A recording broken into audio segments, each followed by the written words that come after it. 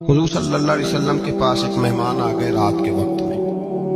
جب وہ آئے تو حضور نے پوچھا کھانا کھانا ہے؟ تم نے کہا کھانا ہے۔ جھوٹ اور بھوک کو جمع کرنا منع ہے؟ کہا جی کھانا ہے۔ تو حضور صلی اللہ علیہ وسلم نے فرمایا ازواج مطہرات کے گھروں میں پتہ کرو کچھ ہے۔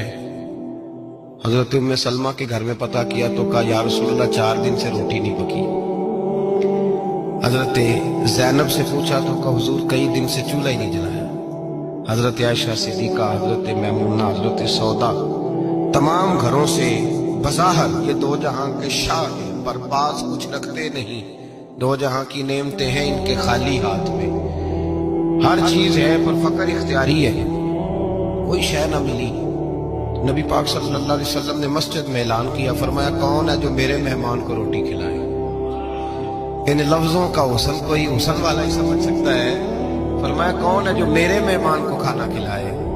تو ایک صحابی لے گئے اور اٹھے، وہ صحابی جو صحابہ میں غریب تھے، ایک انصاری جو غریب آدمی تھے، اگرچہ میرے محبوب کے غلاموں میں جو بڑے امیر تھے وہ بھی خرچ کرنے میں بڑے آگے تھے، حضرت عثمان غنی رضی اللہ تعالیٰ، حضرت عبد الرحمن ابن عوف، حضرت ابو بکر صدیق رضی اللہ۔ لیکن یہ غریب آدمی کا حضور میں لے جاؤں گا، میں لے کے جاؤں گا، یہ بخاری مسلم ہے۔ حضور نے فرمایا لے جاؤ۔ وہ اب صحابی گھر لے گئے اور بیوی سے مشورہ کیا، بات پہ غور کرنا، ہر چیز کی بھوک دیکھی جا سکتی ہے، بچوں کی نہیں دیکھی جا سکتی۔ وہ انصاری حضور کے مہمان کو گھر لے گئے، جا کے بیوی سے مشورہ کیا، کہا بھلی مانس گھر میں کچھ ہے؟ تو اس نے کہا تھوڑا سا بچوں کے لیے کھانا رکھا ہے۔ بچوں کے لیے؟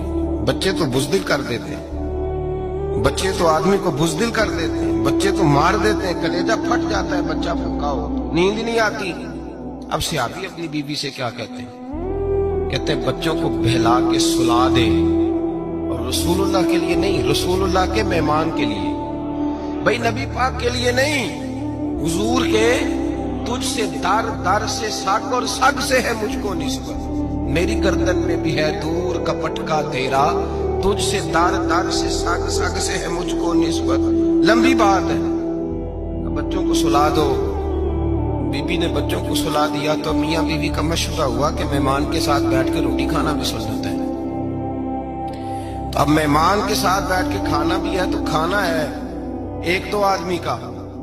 اب خاوند اپنی بیوی کو تیار کرتا ہے کہ میں بھی کھانے میں بیٹھ جاؤں گا، تو بھی بیٹھ جانا، اور جب مہمان کھانے میں ہاتھ ڈال لے تو اٹھنا، کہنا وہ ہو دیا تو صحیح کیا ہی نہیں، ابھی بجھ جائے گا، اور جا کے دیا بجھا دینا۔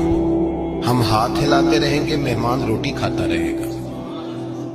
اور یار اس درد کو، اس کیف کو سمجھو، گھر میں بچے بھی بھوکے، بچوں کی ماں بھی بھوکی، بچوں کا باپ بھی بھوکا، دسترخوان پہ روٹی لگ گئی، روٹیاں چون ڈالی، بی بی اٹھی کہنے لگی او ہو چراغ تو صحیح کیا ہی نہیں، یہ تو بجھ جائے گا۔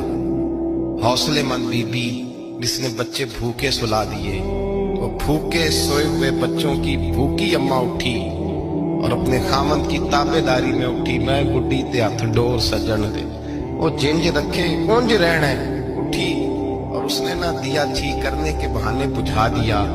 مہمان روٹی کھاتا رہا اور رسول اللہ کے نوکر قربانی دیتے رہے، وہ روٹی کھا کے سیر ہو کے بستر بچھایا تو سو گیا۔ یہ میاں بیوی ساری رات بچوں کی طرف دیکھتے رہے اور غور کرتے رہے اور راضی رہے کہ ہم نے حضور کا فریضہ نبھایا ہے۔ قربان جاؤں محبوب پہ، بے خبر ہو جو غلاموں سے، وہ آقا کیا ہے۔ وہ صحابہ وہ اگر قربانیاں دیتے تھے تو جو اعزاز ملتا تھا وہ بھی بڑا شان والا ہے۔ صحابی کہتے ہیں میں فجر کی نماز پڑھنے مسجد آیا، پہلا قدم رکھا تو میرے کریم بولے، حضور نے فرمایا رات جو تو نے اور تیری بیوی نے عمل کیا ہے خدا کو بھی بڑا پسند آیا ہے، محمد مصطفیٰ کو بھی بڑا پسند ہے۔ اور پھر ایک لفظ اور ہے حدیث میں، ایک روایت میں کچھ جملے اور بھی ہیں۔ حضور نے فرمایا جب تو اور تیری بیوی رات مہمان کے ساتھ احسان کر رہے تھے نا، تو عرش کا مالک تمہیں مسکرا کے دیکھ رہا تھا، رب تمہیں دیکھ کے مسکرا رہا تھا، رب تمہیں دیکھ کے مسکرا، تر دامنی پہ شیخ ہماری نہ جائیے، ہم دامن نہ چھوڑ دیں تو فرشتے وضو کریں۔ پر میں وہ مسکرا رہا تھا کہ میرے بندے میرے رسول کی رضا کے لیے کیا کر رہے ہیں۔